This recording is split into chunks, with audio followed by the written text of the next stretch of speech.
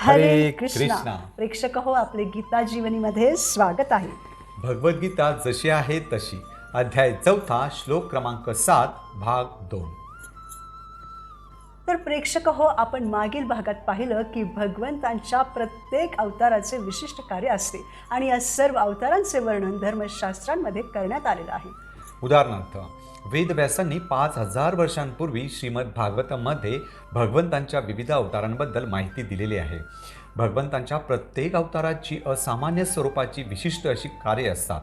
चक्षुष मन्वंतराच्या शेवटी जेव्हा प्रलय झाला आणि पृथ्वी पाण्याखाली बुडाली, तेव्हा भगवंतांनी मत्स्य रूप ग्रहण केले आणि वैवस्वत म्हणून नौकेवर आरूढ करून त्यांचे संरक्षण केले. एकदा देव आणि दानव समुद्रातून अमृत उत्पन्न करण्यात गुंतलेले होते, कारण त्या सर्वांना अमृत पान करून अमर होण्याची इच्छा होती. त्यावेळी मंदर पर्वताचा रवी म्हणून उपयोग करण्यात आला आणि भगवत अवतार असणाऱ्या भगवान कुर्मांची म्हणजेच कासवाची पाठ त्या सागर जळात मंदर पर्वताच्या आधाराचे स्थान बनले. हिरण्याक्षाने पृथ्वीचे अति खाणकाम केले आणि ती तोल जाऊन गर्भोदक सागराच्या तळाशी जाऊन पडली. अशा असुरांपुढे मोठे आश्चर्य प्रकट करण्यासाठी आणि पृथ्वीला वर काढण्यासाठी भगवंतांनी वराह अवतार घेतला.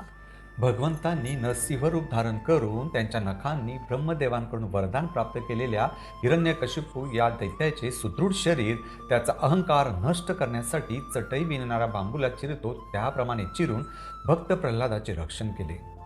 भगवंतांनी ब्राह्मण बटूचे रूप धारण करून बळीराजांनी आयोजित केलेल्या यज्ञभूमीत प्रवेश केला आणि जरी तिन्ही लोकांचे राज्य मागण्याची भगवंतांची इच्छा होती, तरी त्यांनी बळीराजांकडून केवळ 3 पावले भूमी मागून घेतली आणि बळी महाराजांच्या समर्पणाचे योग्य उदाहरण प्रस्तुत केले. वैदिक वर्णाश्रम पद्धतीत क्षत्रिय आणि ब्राह्मणांमध्ये जो समन्वय असतो तो असा की ब्राह्मण साधं राहणीमान ठेवतात, म्हणून ते योग्य उपदेश देऊ शकतात आणि अशा अनासक्त वैयक्तिक फायदा न साधणाऱ्या ब्राह्मणांकडून जेव्हा काही मार्गदर्शन मिळते त्याचं पालन केलं तर क्षत्रिय खूप छान राज्य करू शकतात. पण कधीकधी क्षत्रियांना बळ म्हणजे सैन्य, धन, संपत्ती इत्यादींचा जर अभिमान झाला तर असे गर्विष्ठ क्षत्रिय हे अनासक्त आणि तपस्वी ब्राह्मणांकडे तुच्छ नजरेने पाहतात. अशा या अहंकारी, गर्विष्ठ आणि उद्धट क्षत्रिय राजांचा अहंकार नष्ट करण्यासाठी परशुरामची जमदग्नी ऋषींच्या मुलाच्या रूपात अवतीर्ण झाले. तसेच भगवंत राजा रामचंद्रांच्या रूपात अवतीर्ण झाले. त्यांनी देवतांच्या अधिष्ट सिद्धीकरिता हिंदी महासागराचा निग्रह आणि सागराच्या पलीकडे असलेल्या दैत्यराज रावणाचा वध करून दैवी शक्तीचा परिचय दिला. तसेच स्वतः भगवान श्री बलराम यदुवंशात अवतीर्ण झाले आणि त्यांनी जगाचा भार क्षीण केला. कलियुगाच्या आरंभी भगवान देवतांचा द्वेष करणाऱ्यांना मोहित करण्यासाठी, दैत्य आणि दानवांना भ्रमित करण्यासाठी आणि वैदिक कर्मकांडांच्या नावावर होणाऱ्या अमान्य पशुहत्येला प्रतिबंध करण्यासाठी अंजनाच्या बुद्ध नामक पुत्राच्या रूपाने विहार प्रांतात प्रकट झाले. त्याचप्रमाणे 2 युगांच्या संधीच्या काळात म्हणजे कलियुगाच्या शेवटी आणि सत्ययुगाच्या प्रारंभी जगतपती भगवंत कल्की रूपाने अवतरित होतील आणि मांसाहार करूनही स्वतःला राजे म्हणविणाऱ्या दुष्टांचा विनाश करतील. भगवान श्रीकृष्ण हे साक्षात पूर्ण पुरुषोत्तम भगवान आहेत. आपण त्यांना साधारणपणे अवतार मानतो, परंतु श्रीमद भागवतामध्ये स्कंद क्रमांक 1 आणि अध्याय क्रमांक 3 मध्ये कृष्णस्तु भगवान स्वयं असं म्हटलेलं आहे.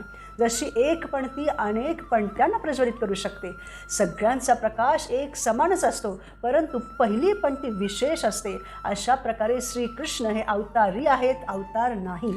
म्हणून जोपर्यंत शास्त्रांमध्ये एखाद्या अवताराबद्दल माहिती दिलेली नाही तोपर्यंत आपण कोणालाही भगवंतांचा अवतार मानू नये, तर शास्त्रांमध्ये जे वर्णन आहे त्यावरच विश्वास ठेवावा.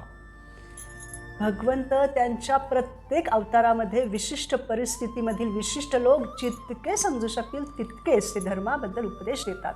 पण प्रत्येक अवतारातील कार्य सारखेच असते आणि ते म्हणजे लोकांना भगवत भावनायुक्त होण्यास आणि धर्मतत्वांचे पालन करण्यास प्रवृत्त करणे होय. उदाहरणार्थ, 2 + 2 = 4 होतात. हा गणिती सिद्धांत ज्याप्रमाणे प्राथमिक विद्यार्थ्यांच्या अंकगणित वर्गामध्ये लागू पडतो त्याचप्रमाणे तो सिद्धांत प्रगत विद्यार्थ्यांच्या वर्गातही लागू पडतो. मग कोणी गणितामध्ये PhD केलेला असेल तरीही 2 + 2 4च होतात. तरीही श्रेष्ठ आणि कनिष्ठ गणित असतेच.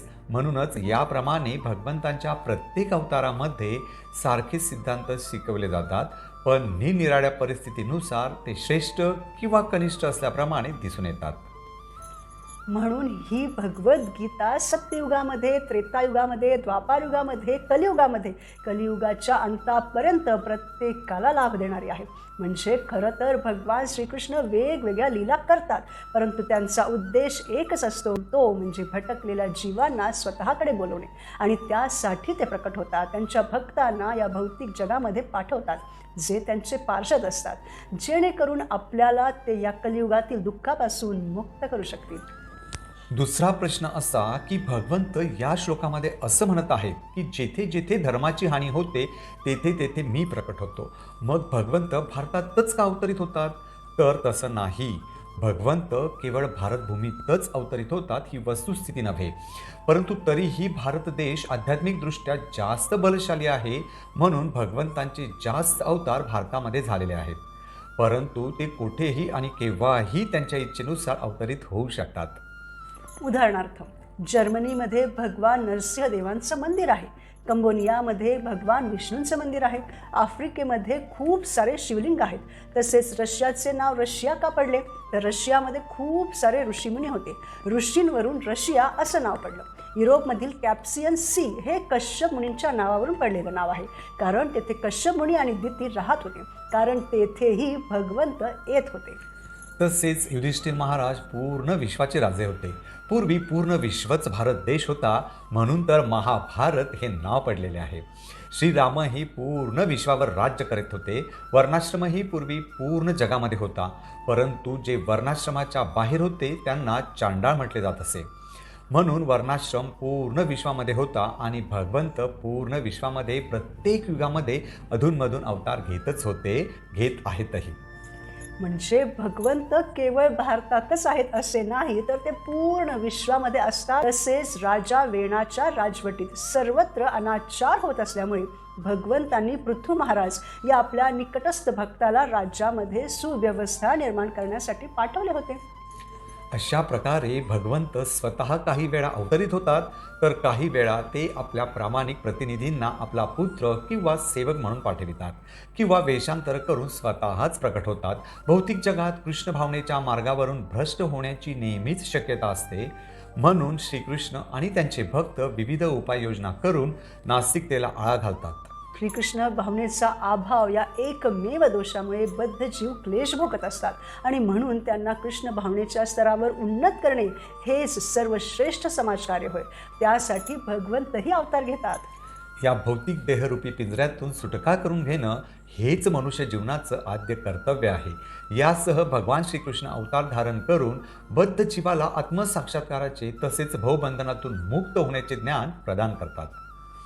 भगवंतांना या भौतिक जगातील पतित जीवांविषयी इतकी करुणा आहे की ते त्यामुळे स्वतः या जगामध्ये प्रकट होतात, अथवा आपल्या भक्तांना अथवा सेवकांना इथे पाठवतात आणि पतित जीवांनी भगवतधामी परत यावं ही आपली इच्छा पूर्ण करतात. म्हणून भगवान श्रीकृष्णांनी अखिल मानव समाजाच्या कल्याणासाठी अर्जुनाला भगवद्गीता सांगितली. बुद्धिमान मनुष्याने याच कारणास्तव कृष्ण भावनामृत आंदोलन गांभीर्याने स्वीकारावं आणि शुद्ध भगवत भक्तांनी कोणतीही प्रदूषण न करता किंवा भेसळ न करता प्रसार केलेल्या भगवद्गीतेच्या उपदेशाचा पूर्ण उपयोग करून घ्यावा. मनुष्यानं जे करणं अपेक्षित आहे ते केलं पाहिजे.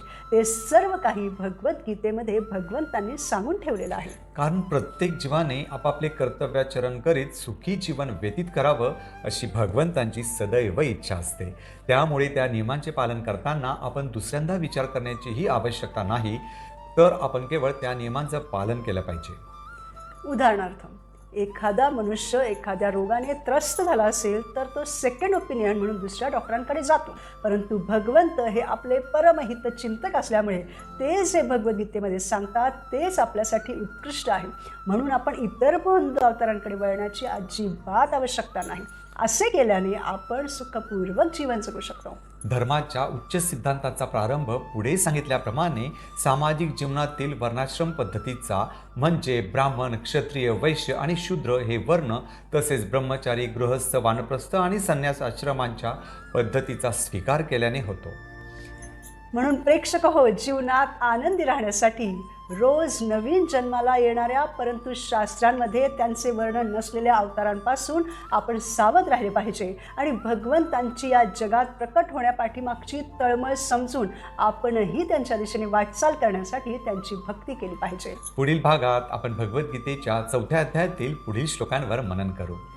अवतार कार्याचे प्रयोजन जाणून सर्वत्र कृष्ण भावनेची जागृती करण्यासाठी सेवारत होऊयात. ज्यांनी आपल्याला बनवलेलं आहे त्या भगवंतांशी पुन्हा आपला संबंध स्थापित करण्याचा धर्म पाळूयात. धन्यवाद. हरे कृष्णा.